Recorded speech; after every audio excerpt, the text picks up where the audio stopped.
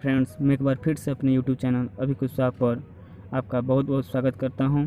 तो फ्रेंड्स, इस वीडियो में हम जानने वाले हैं जनरल साइंस के बारे में। जनरल साइंस मतलब जीएस। तो फ्रेंड्स, मैं जनरल साइंस का पहला पार्ट दे चुका हूं, ये मेरा दूसरा पार्ट होगा। और फ्रेंड्स, इस पार्ट में हम लोग पढ़ने वाले हैं जनरल साइंस के बारे में, जो हमारे कॉम्पिटिटिव एग्ज़ाम जैसे ग्रुप डी, रेलवे, एनटीपीसी आदि जो हमारे कॉम्पिटिटिव एग्ज़ाम है उसके लिए यह लाभदायक होगा। तो फ्रेंड्स, हमारा पहला क्वेश्चन स्टार्ट होता है। ये रहा पहला क्वेश्चन। सोलर सिस्टम की खोज किसने की? सोलर सिस्टम की खोज किसने की? हमारे पास दिया गया है 4 विकल्प। पहला कोपरनिकस, दूसरा केपलर, तीसरा आर्यभट्ट, चौथा न्यूटन। तो फ्रेंड्स, इसमें हम लोग को 4 विकल्प दिए गए जिसमें हमको बताना है सही आंसर। तो हम चलते हैं फ्रेंड्स, ये हमारा सही आंसर होगा कोपरनिकस। कोपरनिकस थे जो सोलर सिस्टम की खोज की। अब बात करते हैं केपलर। भाई केपलर भी कुछ किए होंगे। केपलर ने ग्रहों की गति के नियम को दिए थे कि ग्रहों की गति कैसी होती है। अब भाई न्यूटन की बार आर्यभट्ट की बारी आती है। आर्यभट्ट जी हमारे शून्य की खोज किए थे। ये महान गणितज्ञ भी रह चुके हैं। अब बात करते हैं न्यूटन जी के बारे में। न्यूटन जी भाई पूछिए मत, न्यूटन जी फिजिक्स के जन्मदाता ही रहे हैं। इन्होंने गुरुत्वाकर्षण का नियम दिया था। अब बात करेंगे हम फ्रेंड्स दूसरे क्वेश्चन के बारे में। हमारा दूसरा क्वेश्चन है, यदि किसी व्यक्ति को बिजली का झटका लग जाए तो वह कैसा महसूस करेगा? तो फ्रेंड्स, मैं बता दूं, इसमें भी हम लोग को 4 विकल्प दिए गए हैं। पहला रोने लगेगा, दूसरा हंसेगा, तीसरा सदमे जाएगा, चौथा डर जाएगा। तो फ्रेंड्स, यह 4 विकल्प में 2 सही है, लेकिन फ्रेंड्स लास्ट में वो जाकर रोने ही लगेगा, क्योंकि डरेगा पहली बार तो डरेगा ही, लेकिन लास्ट में जाकर रोने लगेगा। तो इसमें हमारा पहला जो उत्तर है, पहला विकल्प है रोने लगेगा, वो हमारा सही हो जाएगा। अब फ्रेंड्स, हम बात करने वाले हैं तीसरा, परमाणु बम कब बनाया गया? ये हमारा वेरी इंपॉर्टेंट क्वेश्चन है। तो फ्रेंड्स, इसे हम ध्यान से जानेंगे। अब बात करते हैं इसमें परमाणु बम कब बनाए गए। इसमें 4 विकल्प दिए गए हैं। पहला 1945, दूसरा 1954, तीसरा 1932, चौथा 1923। तो फ्रेंड्स, इसमें हम लोग पहला विकल्प सही होगा 1945। 1945 जो हमारा पहला विकल्प सही है। अब 1945 के बारे में जान लिया जाए, परमाणु बम के बारे में जान लिया जाए।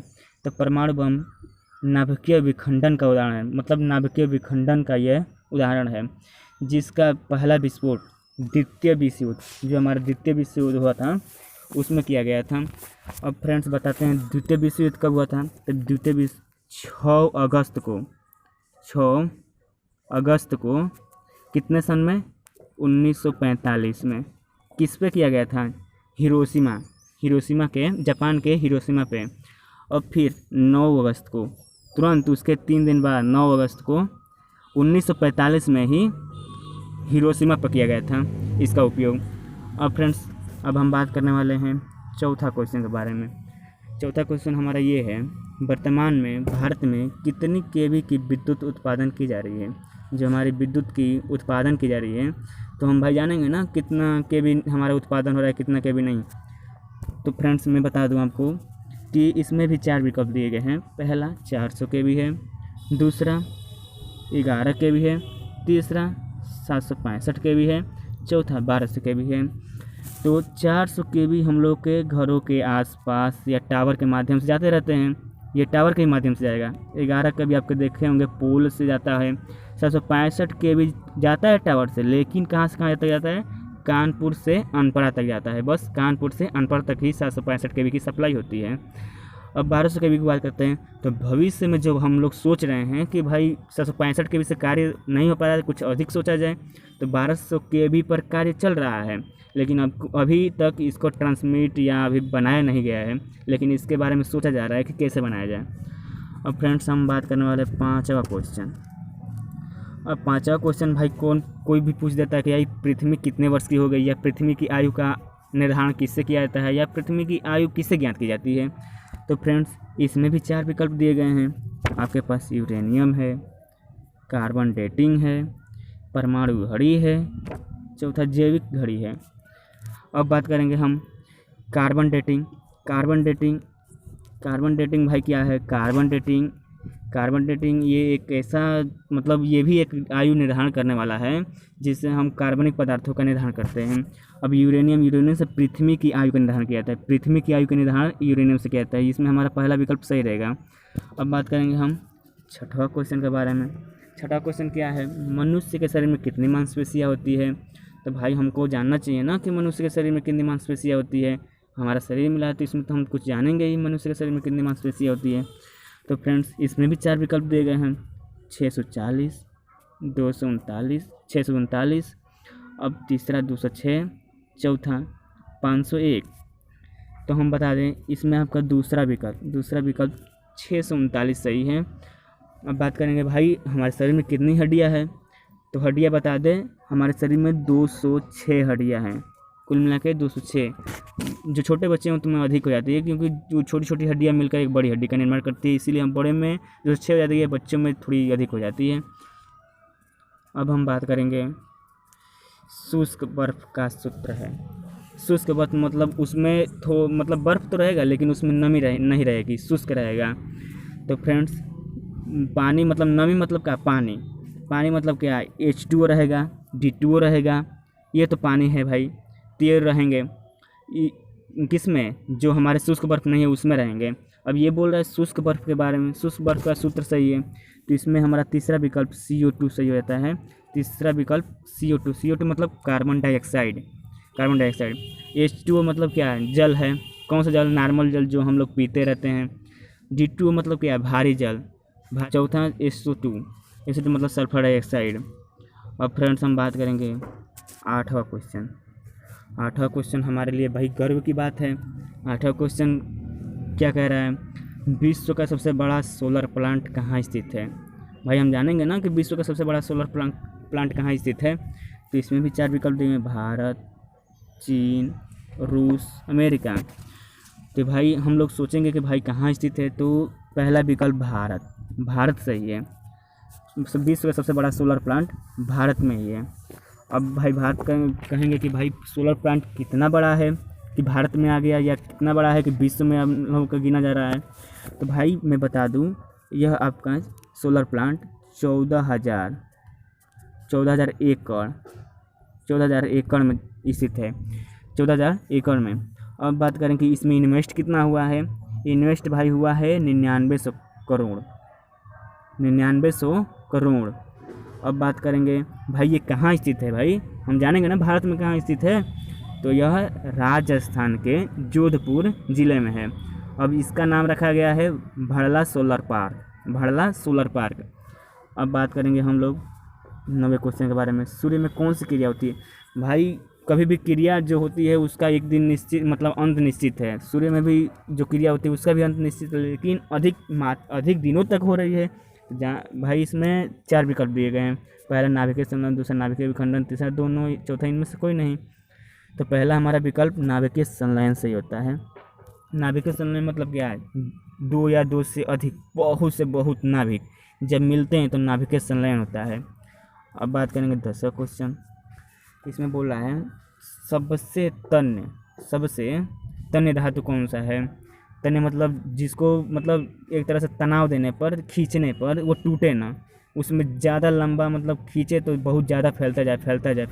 भाई सब चीज़ की एक लिमिट होती है, उसकी भी एक लिमिट होगी, लेकिन अधिक लिमिट तक वो खींचा जा सकता है। तो इसमें भी 4 विकल्प दिए गए हैं, पहला सोना, दूसरा चांदी, तीसरा तांबा, चौथा लोहा। तो पहला हमारा सोना सही है। सोना एक ऐसा धातु है जो सबसे तन्य है, जिसको थोड़े से मात्रा में ही हम बहुत से कार्य मतलब बहुत लंबा भी तार बना सकते हैं। अब देखिए 11वें क्वेश्चन के बारे में।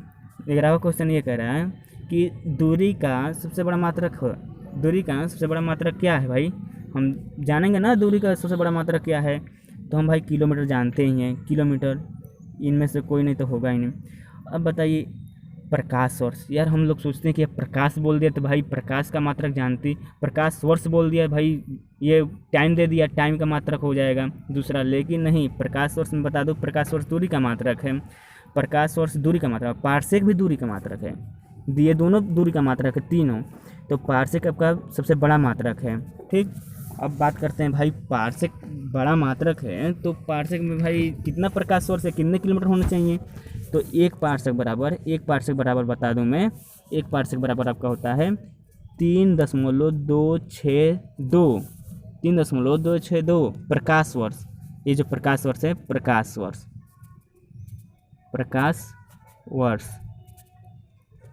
अब भाई प्रकाश वर्ष क्या है, तो बता दूं, एक प्रकाश वर्ष बराबर होता है 9.46 गुणे 10⁻15 क्या होता है, मीटर होता है, मीटर। ठीक। अब बात करेंगे हम लोग 12वें क्वेश्चन के बारे में। सुहागा, सब लोग बोलते हैं यार सोने पर सुहागा, ये सुहागा क्या है यार। सुहागा सुनार के पास पाया जाता है। सुहागा का रासायनिक नाम क्या है, तो इसमें आपको 4 विकल्प दिए गए, जिसमें पोटासिलम है, बोरेक्स है, न्यूरान है, चौथा इनमें से कोई नहीं। तो पोटासिलम को आप जानते हैं, पोटासिलम फिटिकरी का ये रासायनिक नाम है या सूत्र है, पोटासिलम भी बोलते हैं फिटिकरी को। बोरेक्स, सुहागा का रासायनिक नाम आपका बोरेक्स, जी बोरेक्स। बोरेक्स आपका ऐसा है जो सुहागा का रासायनिक नाम है, इसमें हमारा दूसरा विकल्प सही रहेगा। अब 13वें क्वेश्चन के बारे में। आंसू किस ग्रंथि से स्रावित होती है, तो आपका इसमें 4 विकल्प दिए गए। पहला थायराइड, दूसरा है पिट्यूटरी, तीसरा है पैराथायराइड, चौथा है लेक्रियल ग्रंथि। तो इसमें हम लोग का चौथा विकल्प सही है, लेक्रियल ग्रंथि। अब बात करेंगे हम लोग 14वें क्वेश्चन के बारे में। 14 क्वेश्चन क्या कहता है, मनुष्य के रक्त का पीएच मान कितना होता है। भाई हम लोग के शरीर में रक्त तो मिला है, लेकिन इसका जानना अनिवार्य है कि भाई इसका पीएच मान कैसा है, यह क्षारीय है या अम्लीय है या उदासीन है। तो इसका विकल्प जाएगा 7.4। तीसरा विकल्प आपका सही है, 7.4 मतलब यह क्षारीय है, उतना भी क्षारीय नहीं, हल्का क्षारीय है। अब बात करेंगे हम लास्ट क्वेश्चन के बारे में 15। मनुष्य की शरीर की सबसे बड़ी हड्डी का नाम।